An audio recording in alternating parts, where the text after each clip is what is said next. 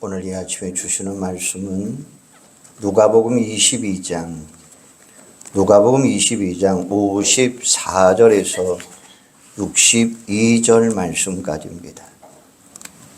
누가복음 22장 54절에서 62절입니다.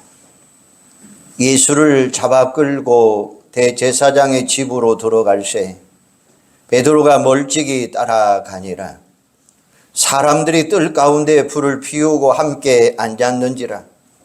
베드로도 그 가운데에 앉았더니 한 여종이 베드로의 불빛을 향하여 앉은 것을 보고 주목하여 이르되 이 사람도 그와 함께 있었느니라 하니 베드로가 부인하여 이르되 이 여자여 내가 그를 알지 못하노라 하더라. 조금 후에 다른 사람이 보고 이르되 너도 그 도당이다 하거늘 베드로가 이르되 이 사람아 나는 아니로라 하더라. 한 시간쯤 있다가 또 한 사람이 장담하여 이르되 이는 갈릴리 사람이니 참으로 그와 함께 있었느니라. 베드로가 이르되 이 사람아 나는 내가 하는 말을 알지 못하노라 라고 아직 말하고 있을 때에 닭이 곧 울더라. 주께서 돌이켜 베드로를 보시니 베드로가 주의 말씀 곧 오늘 닭 울기 전에 내가 3번 나를 부인하리라 하심이 생각나서 밖에 나가서 심히 통곡하니라. 아멘. 우리가 이 사순절 기간에 성경을 읽다 보면 새벽에 닭울음 소리를 들으면 가장 마음 아파하는 사람을 발견할 수가 있습니다. 바로 오늘 본문에 나오는 베드로입니다. 새벽 닭 울음소리를 듣기 전까지만 해도 베드로는 자신만만했습니다. 그는 예수님의 수제자로 불리는 사람입니다. 예수님을 처음 만난 순간부터 놀라운 기적을 체험한 사람입니다. 밤새도록 수고해도 고기 한 마리 잡지 못한 그가 주님 말씀에 순종함으로 배가 가라앉을 정도로 많은 고기도 잡을 수 있었습니다. 늘 항상 예수님께서 가까이 두시고 어디를 가든지 데리고 다니면서 3명의 제자 가운데 한 사람인 베드로. 풍랑이는 갈릴리 호수 위를 걸어 보기도 한 베드로. 변화산에 올라가서 성경 속에 등장하는 엘리야와 모세를 직접 자신의 눈으로 목도한 사람 베드로. 가이사 빌립보에서는 주는 그리스도시요 살아계신 하나님의 아들이십니다라고 하는 아름다운 신앙의 고백을 한 사람 베드로. 이 고백으로 말미암아 그는 시몬이라고 하는 이름 대신에 반석이라고 하는 뜻으로 베드로라 불리게 되었고, 그 반석 위에다 주님의 교회를 세우겠다고 하는 엄청난 애연과 축복의 말씀을 들었던 사람입니다. 이처럼 3년 동안 예수님을 따라다니면서 베드로는 모든 일에 더욱 자신감이 넘쳤던 사람입니다. 그래서 예수님이 많은 고난을 받고 장로들과 대제사장들과 서기관들에게 버림받아 죽임을 당할 것이다 라고 말씀할 때에 베드로는 절대 그런 일이 일어나서는 안 됩니다. 당당하게 그 앞길을 막았던 사람입니다. 오히려 고난과 죽음을 당한다고 스승인 예수님을 호통치며 이야기했던 사람. 예수님께서 비통한 마음으로 겟세마네 동산을 향하여 올라가면서도 오늘 밤 너희가 모두 나를 버리리라 라고 말씀할 때도 여기 있는 모든 사람이 다 주님을 버린다 할지라도 나는 절대로 주님 버릴 수 없습니다 라고 말한 사람. 예수님께서 거듭 오늘 밤 닭 울기 전에 내가 3번 나를 부인하리라 말씀하시자 더욱 그는 강한 어조로 내가 주님과 함께 죽을지언정 결단코 주님을 부인하지 않겠습니다 라고 호언장담한 사람. 그는 정말이지 주님과 함께 죽을 각오가 되어 있었습니다. 예수님께서 쉼없이 군병들에게 잡혀가기 전까지는 그랬어요. 그런데 그런 베드로가 예수님께서 군병들에게 잡혀 끌려가는 모습을 보는 그 순간부터 갑자기 두려움이 엄습해 옵니다. 그 어떤 순간에도 용감할 줄 알았는데 그렇게도 능력이 많으신 예수님께서 군병들에게 쉼없이 끌려가는 그 모습을 보자 그는 더 이상 자신은 용감한 사람이 아니라는 것을 깨닫게 됩니다. 군병들의 칼날 앞에 쉼없이 결박되어 있는 예수님의 모습을 보면서 제자들이 하나둘 도망치기 시작하자 베드로 역시 두려움에 사로잡힙니다. 수많은 사람들이 지켜보는 가운데 예수님께서 군병들에게 끌려가자 주변 사람들이 갑자기 무서워집니다. 모든 사람들이 자기만 쳐다보는 것 같기도 하고 누군가가 뒤에서 와서 자기를 붙잡는 것만 같았습니다. 그러나 그의 마음 한 구석에서는 양심이 방망이질하고 있습니다. 주님이 감옥 갇힌다면 나도 또한 감옥까지 따라가겠습니다 라고 말했어요. 주님이 죽으신다면 나도 기꺼이 주님과 함께 죽겠습니다 라고 호언장담했습니다. 불과 몇 시간 전에 말했던 자신의 말이 도망치지 못하도록 발목을 붙잡아 놓아요. 그러다가 결국에는 다른 대자들은 다 도망갔을지라도 그마저 도망칠 수가 없어서 그는 멀찍이 예수를 따라갑니다. 오늘 본문에 보면 54절에 예수를 잡아 끌고 대제사장 집으로 들어갈새 베드로는 멀찍이 따라가니라. 멀찍이 예수님 따라가면서 그의 머릿속에는 여러 가지 생각들로 가중되어 있었습니다. 도대체 한 번도 상상하지 못했던 이런 일이 왜 생길까? 그토록 늠름했던 우리 주님이 어느 한순간 왜 저토록 초라해지고 나약하게 되었을까? 과연 무엇이 잘못된 겁니까? 지난 3년 동안 생업을 다 포기하고 오직 주님만을 따라다녔는데 그 결과가 과연 이것이란 말입니까? 멀찍이 주님을 따라가던 베드로의 마음에는 지난 3년 동안 주님을 따라다니면서 경험했던 수많은 기적과 이적들이 떠올랐지만 또 한편으로는 3년 동안 주님을 기대하면서 살아온 자신에게 뒤돌아온 것은 겨우 이것뿐인가 하는 황당함, 이런저런 생각을 하면서 군중들 틈바구니에 끼어 다른 곳은 대제사장 가야바 집으로 갑니다. 그날 저녁의 날씨는 매우 수산했습니다. 간간히 불어오는 찬바람은 살을 에우는 듯 날카롭게 옷자락 속으로 파고 들었습니다. 예수님은 대제사장들과 권력자들에 둘러싸여 신문과 고초를 당하고 계십니다. 밤이 깊어지고 날씨가 초라해지자, 날씨가 쌀쌀해지자 흥분했던 군중들도 조금씩 가야바 집을 떠나가기 시작을 합니다. 그러나 3년간이나 동고동락했던 베드로만큼은 고통당하시는 주님의 곁을 떠날 수가 없었어요. 앞으로 어떤 일이 진행되었을까 하는 초조감 때문에 가야바 집들에서 서성거리고 있습니다. 추위를 견디기 힘든 무리들이 가야바 집들에다가 조그만한 모닥불을 피웁니다. 가야바 집의 뜰을 서성거리던 베드로는 추위에 굳어요 인도하는 몸을 녹이기 위해서 모닥불 곁으로 다가가 자리를 잡습니다. 그러면서 그의 머릿속에는 또 복잡합니다. 여전히 풀리지 않는 수수께끼가 가득 차 있습니다. 메시아라고 철석까지 믿었던 분인데 어떻게 허망하게 꿈을 좁을 수 있는가?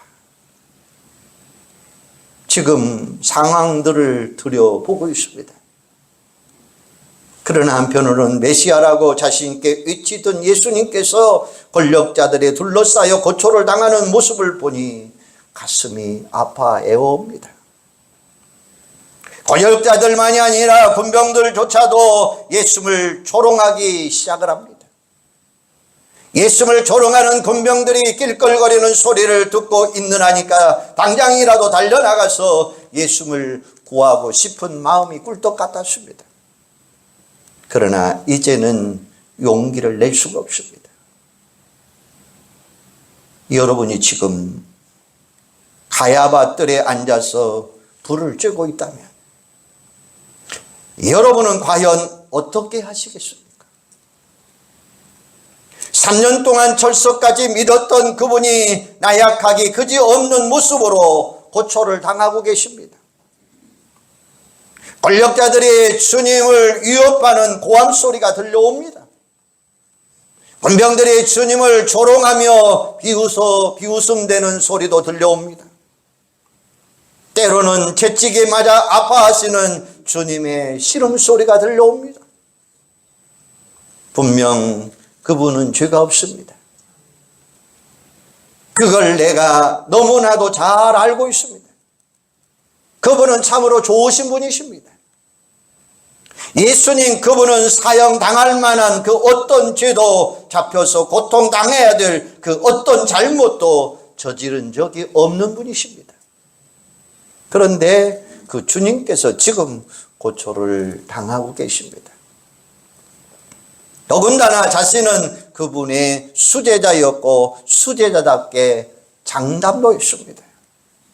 주님께서 감옥에 갇힌다면 나도 주님 따라 가겠습니다.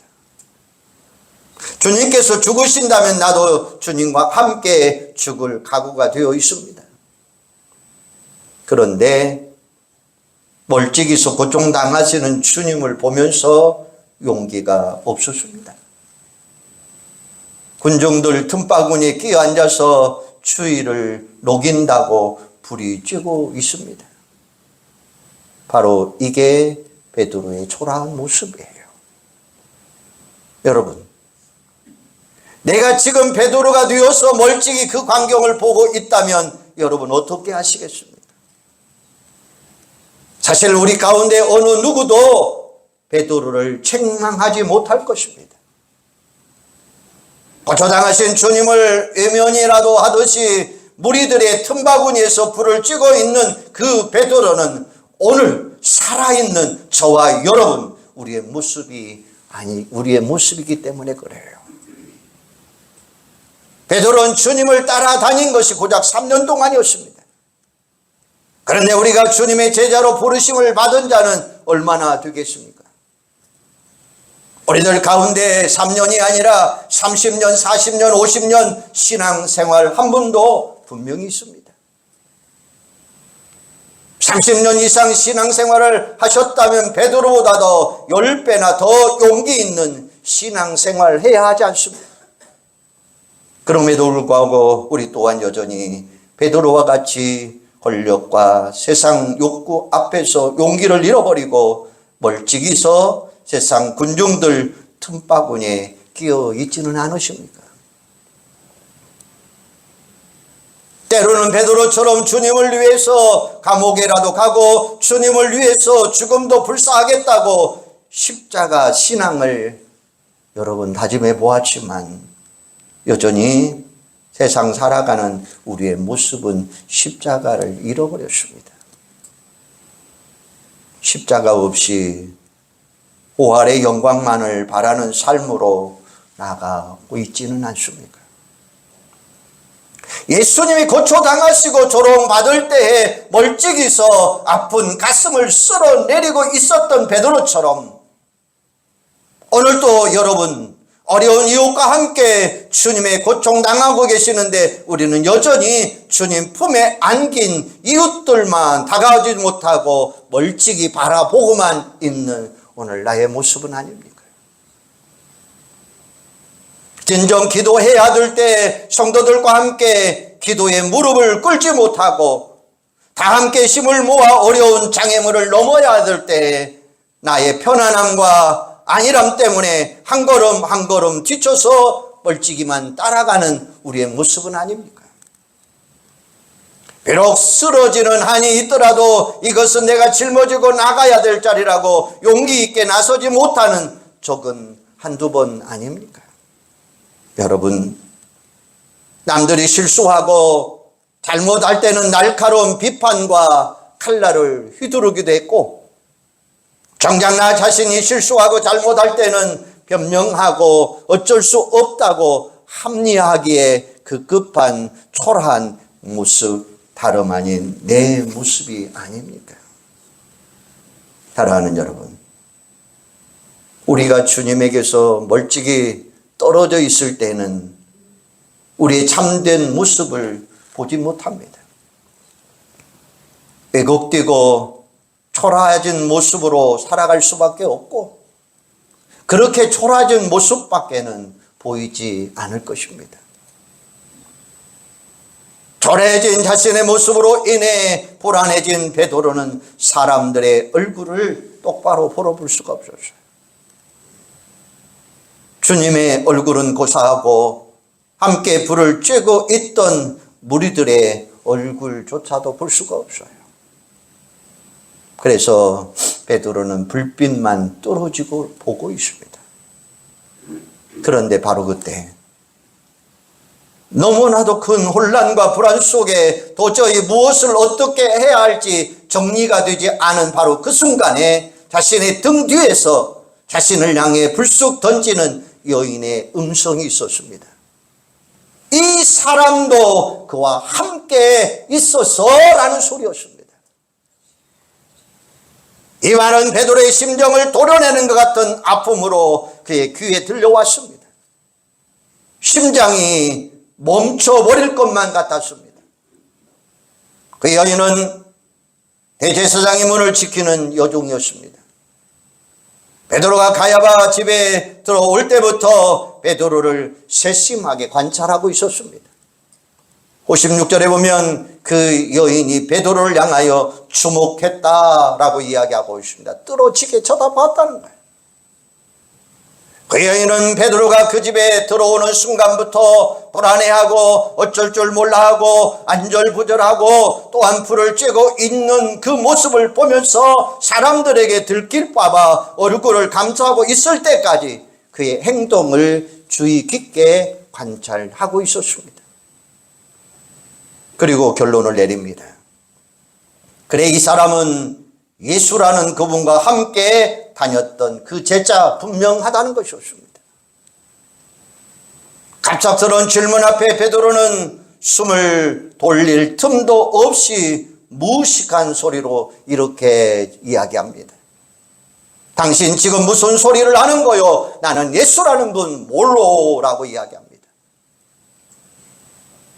베드로는 위기 순간을 넘어갑니다.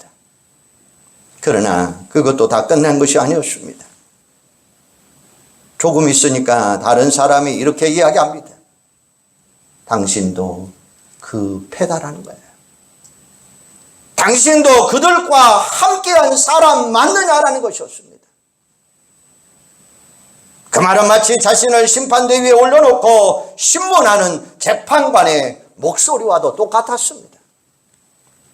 이 질문 앞에서 베드로는 정면으로 또 문합니다. 이 사람아, 나는 저 사람 몰라. 그런 와중에 예수님에 대한 신문은 그 강도가 더 깊어집니다. 대제사장 가야바 집에서 온통 무서운 호통 소리, 변박하는 그런 질문의 소리, 고함 소리가 가득 차게 들려옵니다. 대제사장 집들 안에 있던 사람들 사이에서 예수가 사형당할 것이라고 하는 이야기가 들려옵니다. 이에 자신을 알아온 사람들 앞에서 두 번이나 부인했던 베드로의 마음은 더욱 불안해져 가고 있습니다. 이제는 어떤 행동을 해야 할지 도저히 생각이 나지 않습니다. 이 자리를 박차고 일어나서 가야바 집에서 도망가고 싶었지만 무릎이 떨려서 일어날 수가 없습니다. 그렇게 1시간쯤 지났습니다. 두려움이 사로잡힙니다. 베드로의 마음은 갈기갈기 찍혀 있습니다. 그런데 또 하나의 목소리가 들려옵니다. 내가 장담하건대 이 사람은 예수와 함께 있던 사람이다. 당신의 말투로 보아서 분명 갈릴리 사람인데 당신 예수와 함께 있던 사람이 맞지? 라고 하는 소리였습니다. 갈릴리 사람이라는 증거를 들어대며 자신을 협박해 오자 빠져나갈 힘이 없었습니다.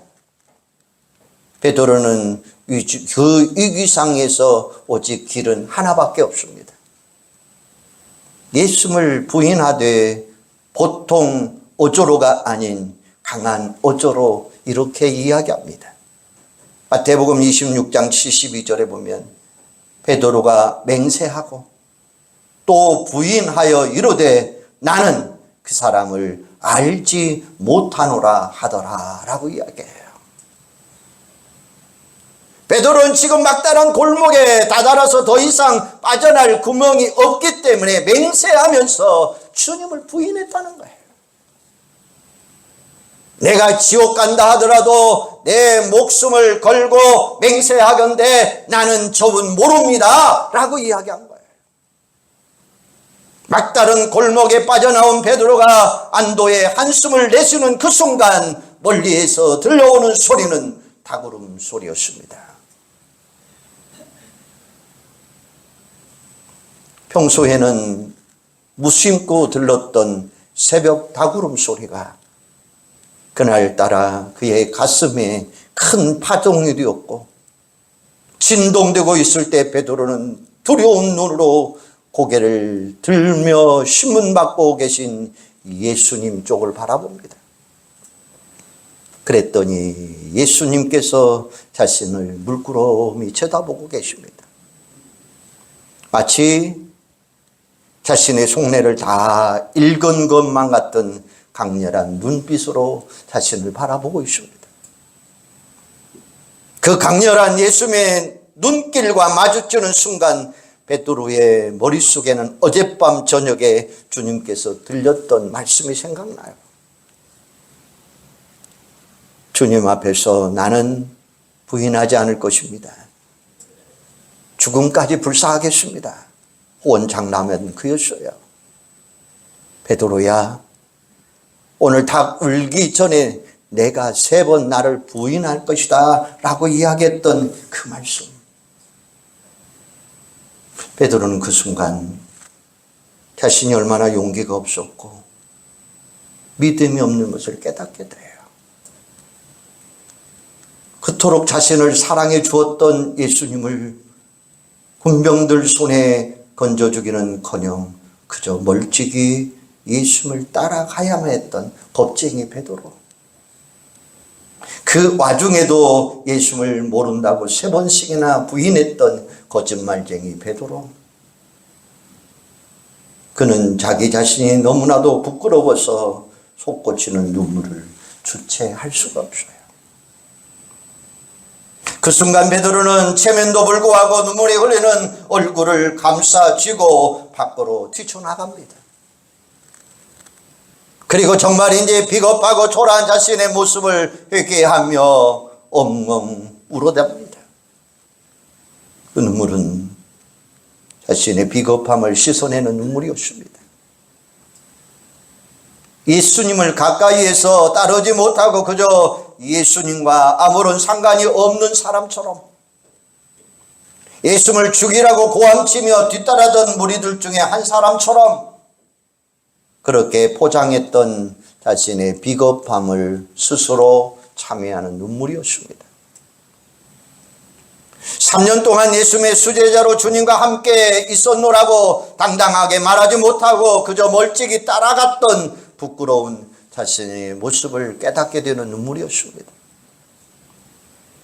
베드로 자신이 모든 희망을 걸고 인생을 걸며 따라다녔던 예수님을 3번씩이나 모른다고 부인한 자신의 믿음 없음을 통회하는 자국의 눈물이었습니다. 예수님께서 권력자들에게 고초를 당하시고 군병들에게 조롱을 당하실 때 그는 예수님 외에 아무것도 할 수 없었을 뿐만 아니라 오히려 예수님의 제자였다는 사실조차도 말하지 못했던 비겁함의 눈물이었습니다. 사랑하는 여러분은 지금 어디에 서 있습니까? 주님을 가까이 하고 계십니까? 주님을 가까이 하면 내게 뭔가 손해가 있을 것 같아 가까이 다가서지 못한 채 군중들 틈바구니 속에서 세상이 주는 쾌락과 이익의 모닥불 앞에 멍하고 서 있지는 않습니까? 고초당하고 계신 예수님께서 내 손을 잡으라고 두 손을 내밀기가 너무나도 어색해서 세상 모닥불 앞에서 두 손을 내밀고 쾌락의 따스함 속에서 세상이 주는 물질적인 만족의 주에 그렇게 살고 있지는 않으십니까?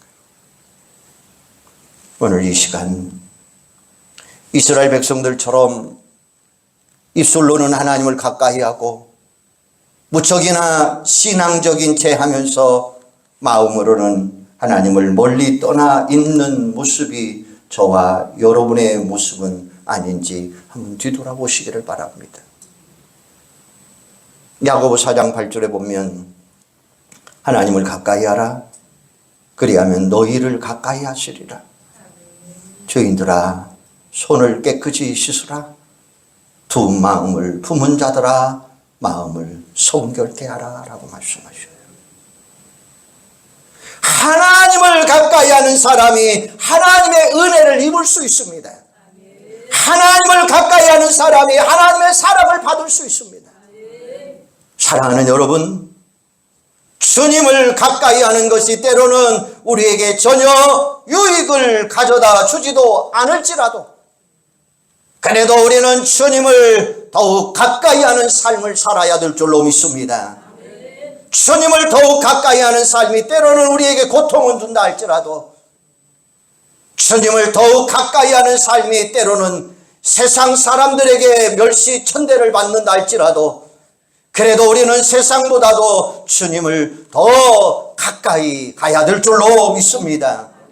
세상에 있는 그 어떤 것보다도 우리는 주님에게 더 가까이 다가서 하는 여러분들이 되기를 주님의 이름으로 소망합니다. 적당하게 거리를 두고 멀찍이서 주님을 따라가는 신앙은 나도 모르는 사이에 세상이라고 하는 군중들 틈바구니에 서게 되고 어느 순간 나도 모르게 주님을 모른다 부인하게 될 것입니다. 왜냐하면 우리 모두는 다 연약한 존재들이기 때문에 그래요. 예수님의 제자 베드로는 다른 사람은 몰라도 자신은 결코 부인하지 않겠다라고 이야기했어요.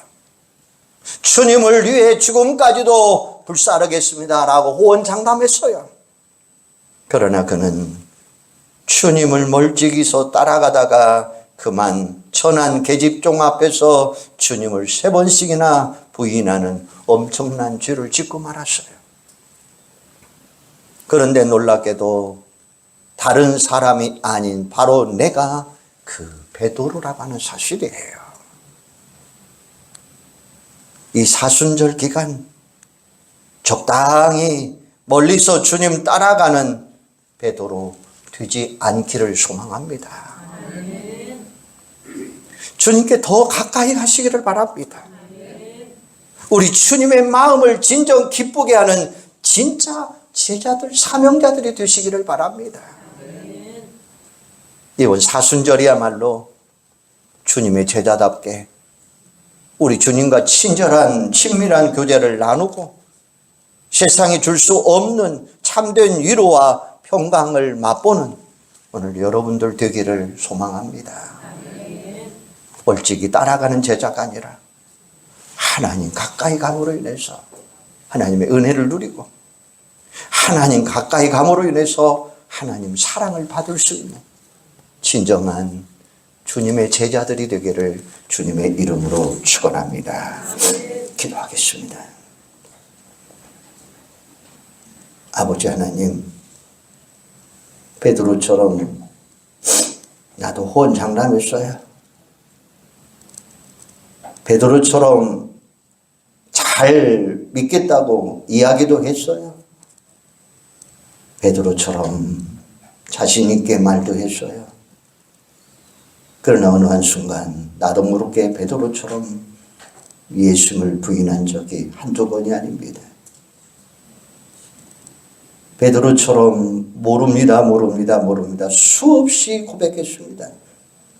아버지 하나님, 오늘 이 시간 나의 모습을 되돌아보면서 베드로처럼 참회의 눈물이 있게 하여 주시옵소서. 회개하는 고통이 있게 하여 주시옵소서.